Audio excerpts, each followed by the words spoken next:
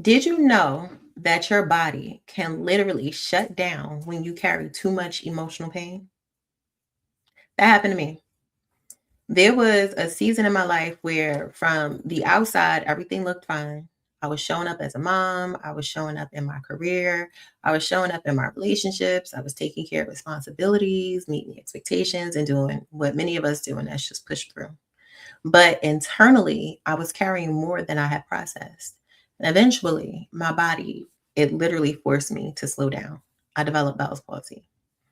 And in that moment, I realized something that many of us do not talk about enough. Our bodies carry what we refuse to process emotionally. For a long time, I would just keep showing up while ignoring what was happening internally. And from the outside, people probably thought everything was great. But inside, I was navigating things that most people could not see. And recently, I came across this story about a woman named Emma. She reminded me of that season in my life. Emma made a really simple but incredibly brave decision. She shared the truth about her inner world on social media. She talked openly about her anxiety and her depression.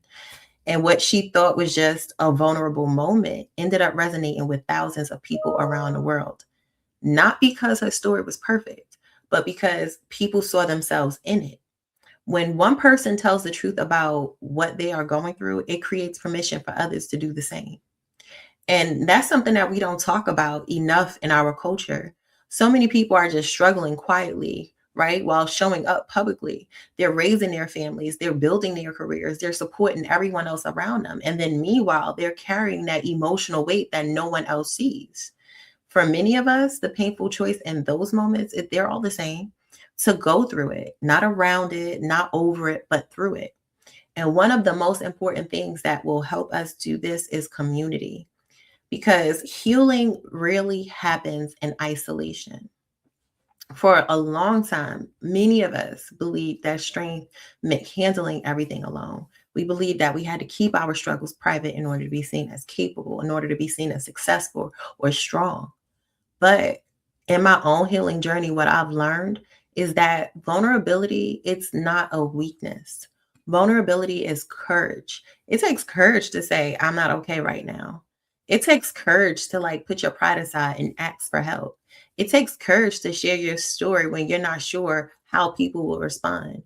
But when we do, something powerful happens. Other people begin to realize that they're not alone. They begin to see themselves in our story. And that's where real community begins. Not in perfection, but in honesty.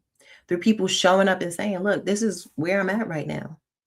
So if you're in a season where life looks fine on the outside, but internally you're navigating something heavy, I want you to notice you're not alone.